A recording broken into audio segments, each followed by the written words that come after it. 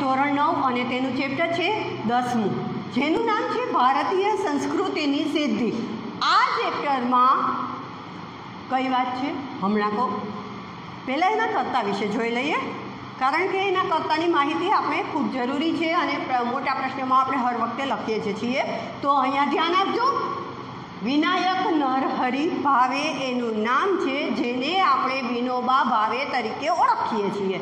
વિનોબા ભાવે, જેનું આપણે હુલામણું નામ કહીએ તો લોકો એને આચાર્ય કહે છે. તમને ક્યારેક પૂછવામાં આવશે જોડકામાં એક બાજુ લખ્યું હશે વિનોબા ભાવે, અથવા તો એવું લખ્યું હશે કે વિનાયક નરહરી ભાવે, એમ પણ લખ્યું હશે તો વિનાયક નરહરી ભાવે અને એની સામે તમારે આચાર્ય લખેલું હશે તો તમારે એ જોડકું આવી રીતે કરવાનું રહેશે. તો એના માટે તમારે આ ખૂબ જાણવાની માહિતી છે. વતન છે રાયગઢ જિલ્લો. રાયગઢ જિલ્લાનું ગાગુડે ગામ છે ત્યાંના છે. અને કર્મ તો ગાંધીજીના એ અનુયાયી રહ્યા હતા. ભૂદાન ચળવળ થયેલી હતી ને એના પ્રણેતા હતા, કે એટલે એનું હેન્ડલિંગ પોતે કરેલું હતું. મૌલિક પોતે ચિંતકે હતા કે જે પોતે પોતાની રીતે વિચારી અને લખી શકે. ચિંતક એટલે કે જે કોઈ પણ પુસ્તક હોય ને તો એ પુસ્તક વિશે પોતે જાતે વિચાર શકે. આપણે જે કહીએ ને કે વૈજ્ઞાનિકો શું કરે તો શોધ કરે ને, એવી રીતે ચિંતક જે છે એ શું કરે તો સાહિત્ય ઉપર શોધ કરે કે આ જે લખાણું છે તો એને કહેવાય ચિંતક. ચિંતક અને લેખક પણ હતા કે પોતે વિચારી શકે અને પોતે જાતે લખી શકે એવા મૌલિક. બરાબર, તો એવા એ હતા. અને ભગવદ્ ગીતાનો મરાઠી ભાષામાં એને અનુવાદ કરેલો છે. શ્રીમદ ભગવદ્ ગીતા છે એનો મરાઠી ભાષામાં અનુવાદ કરેલો છે. હવે એના પુસ્તકો કયા કયા લખેલા છે તમારી બુકમાં કવિ પરિચયમાં આ લખેલું છે. અને એણે કેટલા પુસ્તક લખ્યા છે અને કયા કયા લખ્યા છે તો એ જાતે વિચારી અને એના પાઠ પાડીને લખજો. અને એને એવોર્ડ કયો મળેલો છે એ જુઓ. મારે એવોર્ડ આમ છે ને કેવો નહોતો, પણ હું કહી દઉં, કારણ કે આનો એવોર્ડ એવો છે કે જે અત્યાર સુધીના આપણે કવિ જોયા ને એમાંથી કોઈને નથી મળ્યો. એ એવોર્ડ આને મળેલો છે. તો એ કયો આપણે અત્યાર સુધી જોઈએ એમાંથી કોઈને નથી મળ્યો. એ એવોર્ડ આને મળ્યો હોય એવો છે રેમન મેગ્સેસ એવોર્ડ. તો રેમન મેગ્સેસ એ એવોર્ડ છે કે જે કોઈ નથી મળ્યો. અને બીજો છે ભારત રત્ન એવોર્ડ. એટલે આ બે એવોર્ડ છે એ હું લખી દઉં છું. મારે તો તમને જ કહેવું હતું પણ છતાંય લખી દઉં. ચાલો, રેમન મેગ્સેસ અને બીજો છે ભારત રત્ન. પણ એના પુસ્તકો જે છે એ તમારે તમારી જાતે જ વિચારવાનું છે, જાતે જ શોધવાના છે. તો હવે આપણે આ ચેપ્ટરની શરૂઆત કરીએ તે પહેલાં હું તમને કહી દઉં કે આ ચેપ્ટર જે છે એનો સાહિત્ય પ્રકાર કયો છે. આ ચેપ્ટરનો સાહિત્ય પ્રકાર તમે તમારી બુકમાં પણ જોઈ શકશો. તો તમને ખ્યાલ આવી જશે કે આનો સાહિત્ય પ્રકાર નિબંધ છે. કયો? નિબંધ. અને આ શેમાંથી લીધું છે? હા, એ પણ કહી દઉં કે શેમાંથી લીધેલ છે તો ભારતીય સંસ્કૃતિમાંથી. ભારતીય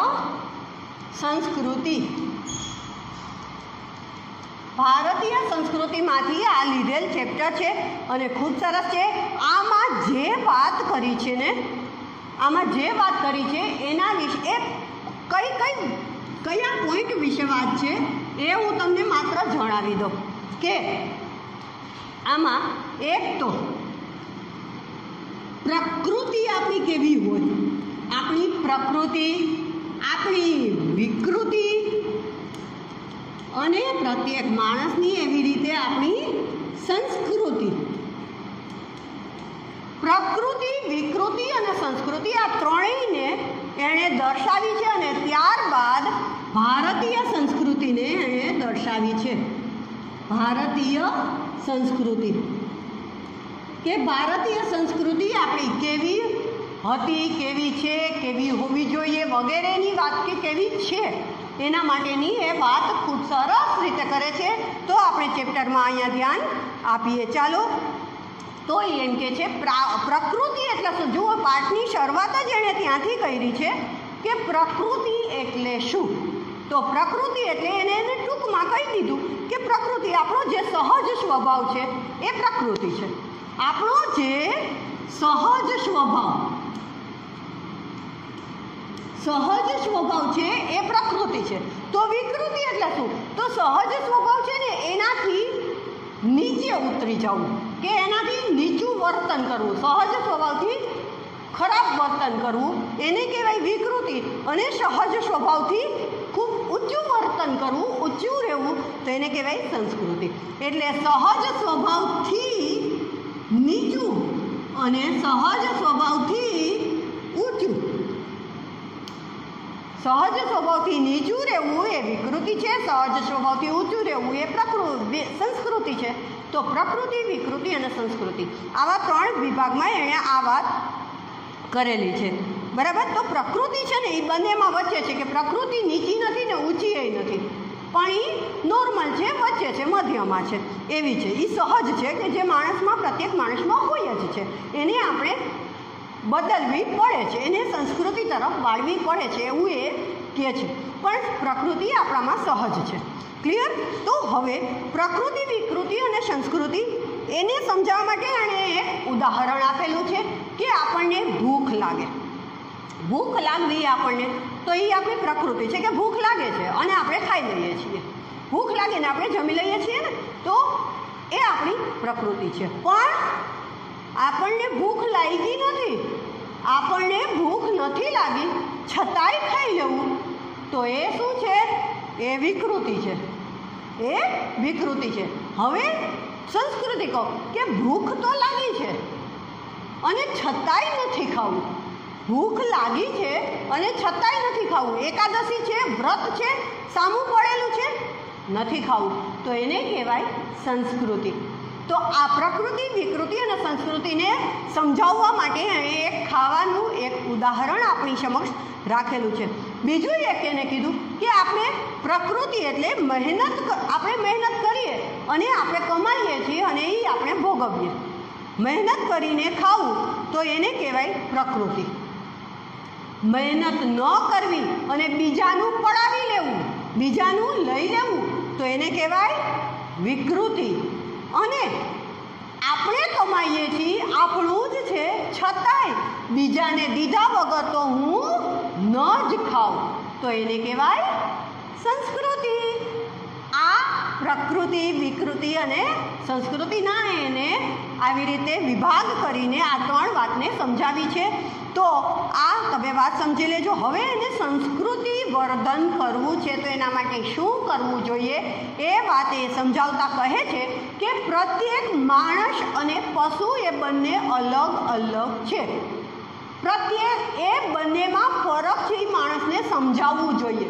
બંનેમાં સરખું હોય એવું શું? તો આહાર, નિંદ્રા, ભય ને મૈથુન, આ 4 વસ્તુ એવી છે કે જે માણસ અને પશુમાં સમાન છે. તો શું આપણે પશુ છીએ? આપણામાં અલગ શું છે? તો અલગ આપણી મન અને બુદ્ધિ છે. એ બંનેને આપણે ન વાપરીએ ને તો આપણે પશુ છીએ. હવે એમાં વિનોબા ભાવેનું આ જે છે એ તમને મારી વાત કીધી. ક્લિયર? કે મેં તમને પશુ અને માણસમાં ફરક સમજાવ્યો. હવે વિનોબા ભાવે શું કહે છે? એ તો એમ કહે છે કે માણસ અને પશુ એ બંનેમાં ફરક આપણને સમજાવવો જોઈએ અને એ સમજીએ એ ફરકને પશુપણામાંથી આપણું જે પશુપણું અંદરનું હોય ને એને બહાર કાઢી અને આપણે સંસ્કૃતિ તરફ, માણસાઈ તરફ પ્રયાણ કરવું, એનું નામ જ સંસ્કૃતિ વર્ધન કહેવાય. કે આપણે એમાંથી નીકળી અને માણસપણા તરફ આગળ વધીએ તો એને આપણે કહેવાય સંસ્કૃતિ વર્ધન. ક્લિયર? હવે માણસ છે એ સુખ અને આનંદ શોધે છે. માણસ સુખ આનંદ શોધે, પણ એ શોધતા માણસને એ ખબર પડવી જોઈએ કે કયો આનંદ પ્રકૃતિ છે, કયો આનંદ વિકૃતિ છે ને કયો આનંદ સંસ્કૃતિ છે. આનો ખ્યાલ પ્રત્યેક માણસને આવવો જોઈએ. તો એ વિનોબા ભાવે પોતે એમ કહે છે કે માણસ સુખ શોધે છે એ ખરું છે, પણ કયો આનંદ વિકૃત પ્રકૃત સંસ્કૃત છે એને ખ્યાલ રાખવો જ પડે એનો. તો હવે સુખ જે છે એ સુખ જે આનંદ આપી શકે ને આપણને, એ જ સુખ સાચું, એ જ સુસંસ્કૃત આનંદ કહેવાય. અને જે આનંદ આપણને સંસ્કૃતિ તરફ લઈ જાય એ જ સાચો આનંદ કહેવાય. અહીંયા સુધીની વાત કરી. હવે સંસ્કૃતિ છે એ એમ કહે છે કે સંસ્કૃતિ છે ને એ ક્યારેય ખરાબ હોતી જ નથી, ક્યારેય ખરાબ ન હોય. હવે વિકૃતિ, તો વિકૃતિ કાયમ ખરાબ જ હોય. અને પ્રકૃતિ તો એ કંઈ સારી નથી ને ખરાબ એ નથી, એ વચ્ચેની છે. બરાબર કે એ સારી હોઈ શકે અને ખરાબ એ હોઈ શકે, કારણ કે કેટલાકની પ્રકૃતિ સારી હોય, કેટલાકની ખરાબ હોય, એટલે બંને હોઈ શકે. વિકૃતિ ખરાબ જ હોય, સંસ્કૃતિ સારી જ હોય, અને પ્રકૃતિ સારી અને ખરાબ બંને હોઈ શકે. એના માટે એણે એક ઉદાહરણ દીધું કે જેમ કે કાગડો છે, તો કાગડો કાળો છે, તો કાગડો કાળો હોવાની એની પ્રકૃતિ છે કે ભગવાને એવો જ બનાવેલો છે અને એ કાળો જ રહેવાનો, તો એ એની પ્રકૃતિ છે. એ કંઈ એમાં સુધાર, એ ખરાબ છે સારું છે એ આપણે કહી જ ન શકીએ, કારણ કે એ એની પ્રકૃતિ છે. એવી જ રીતે બગલો, તો બગલો એ સફેદ છે, બગલો સફેદ છે, મતલબ આપણે એમ ન કહી શકીએ કે બગલો બહુ સારો છે. બગલો બહુ સારો છે એવું આપણે ન કહી શકીએ. તો બગલો સફેદ અને કાગડો કાળો, તો કાગડો કાળો હશે અને ખરાબ હશે, બગલો સફેદ હશે અને સારો હશે, એવું કોઈ આપણે નિરીક્ષણ ન કરી શકીએ અને આપણે કોઈ એવું સજેશન ન આપી શકીએ, કારણ કે એ પ્રકૃતિ છે નહીં. તો જે માણસની જે પ્રકૃતિ છે એ જ પ્રમાણે એ તો રહેવાના. એટલે પ્રકૃતિ નથી તો સારી, નથી તો ખરાબ. તો પ્રકૃતિથી ઉપર ઉઠીને, પણ જે આપણી પ્રકૃતિ છે ને એનાથી ઉપર ઉઠીને, એટલે કે વધારે પડતું આપણે આગળ વધવું ને, એ આપણી સંસ્કૃતિ છે. કે આપણી પ્રકૃતિ કદાચ ખરાબ હશે કે સારી હશે, જે હશે એ રહેવા દો, પણ એનાથી ઉપર ઉઠીને કંઈક કરો. જો એ કરશો તો એ સંસ્કૃતિ છે. હવે એ એમ કહે છે કે કેટલીક વિકૃતિ એવી છે એને આપણે સંસ્કૃતિ માની લેવાની ભૂલ ન કરીએ, કારણ કે આપણે આપણી વિકૃતિને સંસ્કૃતિ માની લઈએ છીએ, પણ વિકૃતિ સંસ્કૃતિ નથી. જેમ કે પાશ્ચાત્ય લોકો પાસે ઘણું બધું વિજ્ઞાન આપણને શીખવા મળ્યું, એણે આપણને ઘણું બધું વિજ્ઞાન આપ્યું, પણ પાશ્ચાત્ય લોકોની ઘણી બધી વિકૃતિ છે એ આપણે સમજવી જોઈએ. બધે બધું એનું નથી લઈ લેવાનું, આપણે દુનિયાભરની સંસ્કૃતિ લઈ લેવાની, પણ વિકૃતિ કોઈની આપણી પોતાની હોય ને તો એ વિકૃતિ નથી લેવાની. અહીંયા કઈ વાત કરે છે? એ એમ કહે છે કે દુનિયાભરની સંસ્કૃતિ આપણે લઈ લેવી, પણ આપણી પોતાની ભારતની વિકૃતિ હોય ને તો એને ત્યાગી દેવી જોઈએ, આપણે નથી લેવાની. કારણ કે પશ્ચિમના લોકોનું અનુકરણ કરી અને આપણને એમ થાય કે બધી રીતે એનું વિજ્ઞાન પણ સારું, આ પણ સારું, અને એની કેટલીક જે વિકૃતિઓ છે એ પણ આપણે આપણા જીવનમાં લઈ આવવા માગતા હોય, આપણા ભારતમાં લઈ આવવા માગતા હોય, તો આ ખોટી વાત છે. આ ખોટી વાત છે. એટલા માટે એ વિનોબા ભાવે એમ કહે છે કે પ્રત્યેક વિકૃતિને નથી લેવાની, પ્રત્યેક સંસ્કૃતિને લેવાની. એટલે વિકૃતિને આપણી પોતાની હોય તો પણ ચાલી દેવી જોઈએ, કે એને આપણા જીવનમાં ન અપનાવવી જોઈએ. એટલે દુનિયાભરની સંસ્કૃતિ લેવી, આપણી પોતાની વિકૃતિ હોય તો પણ ન જ લેવી. પ્રાચીન કાળની વિકૃતિ હોય એ એમ કહે છે કે પ્રાચીન કાળની વિકૃતિ હોય ને તો પણ ન સ્વીકારી. પ્રકૃતિને હંમેશા સંસ્કૃતિનું રૂપ આપતા રહેવું, કે આપણી જે પ્રકૃતિ છે ને એને હંમેશા સારી કેમ બનાવી, આપણી ઉચ્ચ કેમ બનાવી, આપણા વિચારો કેમ ઉચ્ચ બનાવે, એના માટે સતત પ્રયત્ન કરતા રહેવું. અને આપણે ખાવાનું ન છોડીએ.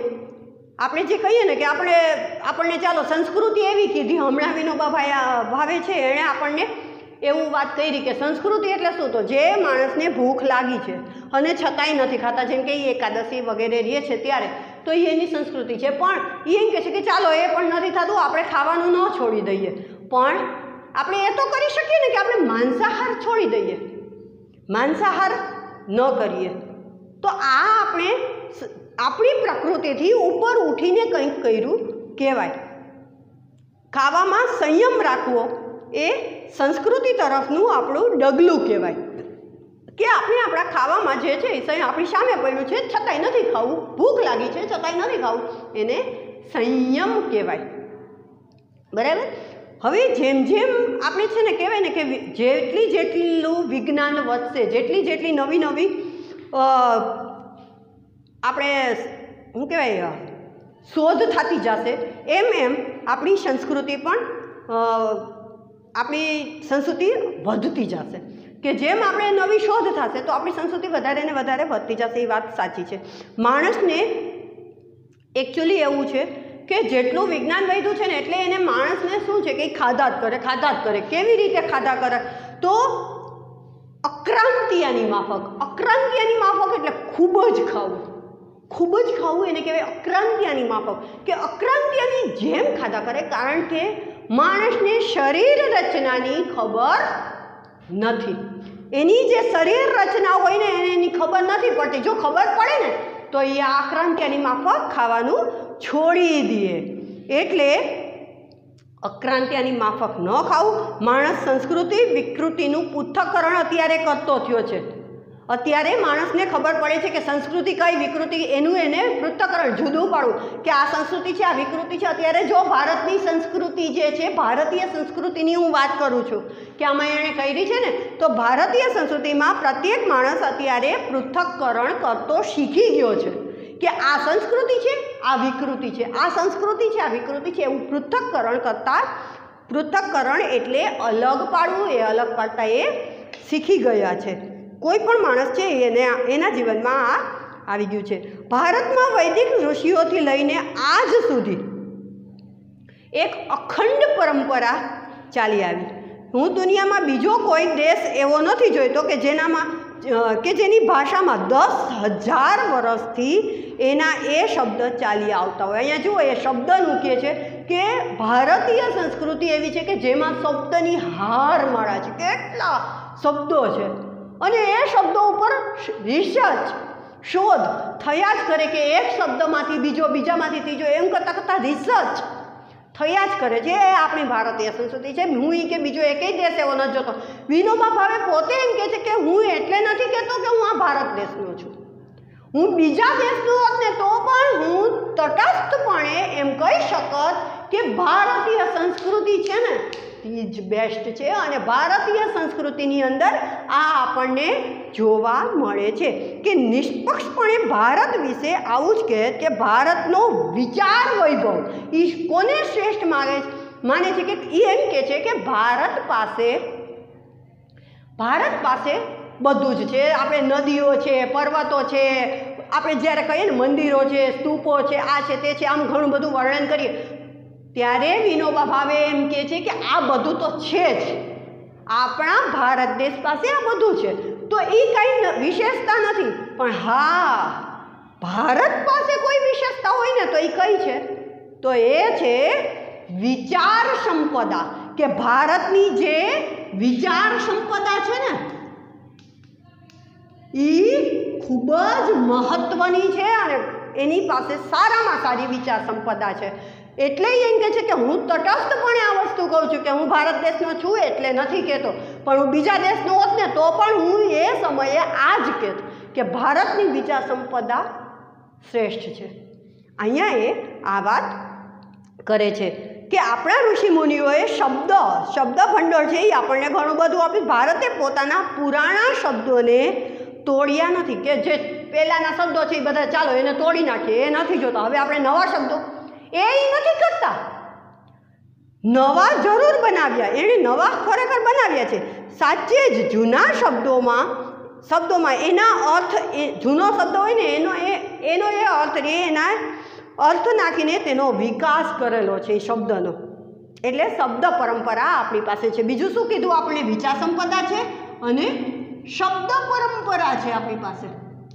શબ્દ પરંપરા, બરાબર. એક વિચાર સંપદાને શ્રેષ્ઠ કીધી. ભારતીય સંસ્કૃતિ પાસે ઋષિઓથી ચાલતી આવેલી શબ્દ પરંપરા છે.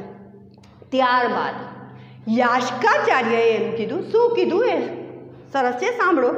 કે આપણી સનાતન એટલે હંમેશા માટે આવતી રહેલી, સનાતન એટલે જે ક્યારેય ભૂસાય નહીં, કાયમ રહે એને કહેવાય સનાતન। તો યાસ્કાચાર્યએ એવું કીધું કે આપણી સનાતન છતાંય નિત્ય નૂતન, નિત્ય એટલે હંમેશા નવી નવી સંસ્કૃતિ છે, કે આપણી સનાતન અને નિત્ય નૂતન સંસ્કૃતિ છે। આપણી ભીતર એક અખંડ તંતુ કાયમ છે। તંતુ એટલે રેશા, જેને કહીએ કે બંધાણ, જે દોરો, તંતુ, રેશા, એને તંતુ કહીએ। એક તંતુ કાયમ છે। કયું? કે પુરાણા જમાનાના કોઈ ઋષિ આપણે આવે ને અહીંયા, પહેલાંના જમાનાના કોઈ ઋષિ અહીંયા આવશે ને તો શું કહેશે? તો તેને આપણો બાહ્ય વેશ, કે એ સમયે એ લોકો કદાચ ધોતિયું પહેરતા હશે, આ પહેરતા હશે, એ આપણે નથી જોતા, પણ એ જ્યારે અહીંયા આવે ને તો એને આપણો બાહ્ય વેશ, આપણે જે કપડાં પહેર્યા છે ને એ ચોક્કસ એને અલગ દેખાશે, ચોક્કસ એને જુદો જ દેખાશે, પણ એને આપણામાં એવું કંઈક અવશ્ય દેખાશે જેને લીધે એ કહી ઉઠશે કે આ મારા જ બાળકો છે। એને આપણામાં, આપણને જ્યારે જોશે ને તો આપણા વાણી, વર્તન, વિચાર એ જોઈને એ સહજ એવું કહી દેશે કે આ જે છે ને એ આપણા જ બાળકો છે। આ પ્રશ્ન તમારે પૂછાય છે, બધા જ પ્રશ્નો પૂછાય છે, છતાંય મેં તમને કહી દીધું। આપણી ભીતર કોઈક શાશ્વત, સ્નિગ્ધ, ચવળ, કઠોળ અને જીવતરવાળી વસ્તુ છે જે બદલાતી નથી। આ આપણું એક અનોખું બળ છે। આપણી પાસે કેવું અનોખું બળ છે? શાશ્વત, સ્નિગ્ધ, ચવળ, કઠોર અને જીવતરવાળી વસ્તુ। આ બધું આપણી અંદર એક બળ છે। હવે એ આગળ કહે છે કે હજારો વર્ષનો પુરાતન દેશ છે। જ્યારે દેશના ઇતિહાસ આરંભ નહોતો થયો ને ત્યારે આપણા પૂર્વજો ગૌરવ શિખર ઉપર, આપણા પૂર્વજો છે ને ગૌરવ શિખર ઉપર ચડી ગયા। જ્યારે આપણે બીજા દેશનો ઇતિહાસ હજી તો અસ્તિત્વમાં નહોતો ત્યારે આપણા દેશમાં જે બન્યું ને એની વાત કરે છે કે એ સમયે આપણા દેશના લોકો, પૂર્વજો ગૌરવ શિખર ઉપર ચડેલા હતા। અનેક પરિવર્તન આવ્યા, ઘણા પરિવર્તનો આવ્યા, છતાં અહીંની પરંપરા અતૂટ રહી, જે પ્રાચીનતમ કાળ સાથે આપણને જોડી રાખે છે। સ્થળ કાળના ભેદો છતાં અહીં એકતાનું જ દર્શન થાય છે। અહીં કહેવાયું છે કે દુર્લભમ ભારતે જન્મ, આપણો આ ભારત દેશ પરમ પવિત્ર દેશ છે, એમ આપણા પૂર્વજો કહ્યા કરતા હતા। દુર્લભમ મહારાષ્ટ્રે જન્મ, દુર્લભમ ગુર્જરેશુ જન્મ, એવા વચન તમને ક્યાંય નહીં મળે। તુલસીદાસ છે તો જુઓ, એણે પણ એમ જ કહ્યું કે ભલી ભારત ભૂમિ ભલે કુલ જન્મ। 500 વર્ષ પહેલાંના આપણા ગુજરાતના કવિ નરસિંહ મહેતા, એણે પણ એવું જ ગાયું કે ભારત ખંડ ભૂતળમાં જન્મી જેણે ગોવિંદના ગુણ ગાયા રે, તે ધન્ય છે। હવે અસમ રાજ્યના શંકરદેવ અને માધવદેવ છે, એણે પણ નરસિંહ મહેતાએ જે વાત કરી ને એ જ વાત એણે કરી છે। એટલે નરસિંહ મહેતાએ ન તો ગુજરાતનો મહિમા ગાયો, શંકરદેવ અને માધવદેવ એણે પણ અસમનો મહિમા ન ગાયો। એકબીજાની ભાષા તો તેઓ કદાચ જાણતા પણ નહોતા, એકબીજાને નહોતા જાણતા, છતાં ભારત અમારી પુણ્યભૂમિ છે અને અમે તેમાં જન્મ પામ્યા, તેથી ધન્ય થઈ ગયા, એવું એ બંને અનુભવ્યું અને વ્યક્ત કર્યું છે। આવી રીતે આખા ભારતનું અભિમાન એ કંઈ પ્રકૃતિ નથી, બલકે સંસ્કૃતિ છે। જ્યાં એવી ભાષાઓ છે કે ન જાણતો હોય તેને શીખતાય વર્ષો નીકળી જાય, એવી વિભિન્ન ભાષાઓ અને અપરંપાર વિવિધતાવાળા આ ભૂખંડને એક દેશ માનવો એ સંસ્કૃતિ છે। પ્રકૃતિથી ઉપર ઉઠીને આ સંસ્કૃતિ સધાઈ છે, એવી ભારતીય સંસ્કૃતિને આપણે જાળવવાની છે અને આગળ વધારવાની છે। તો ભારતીય સંસ્કૃતિમાંથી આ લીધેલું ચેપ્ટર અહીંયા પૂરું થાય છે। તો ચાલો, થેન્ક યુ મિત્રો, બાય બાય।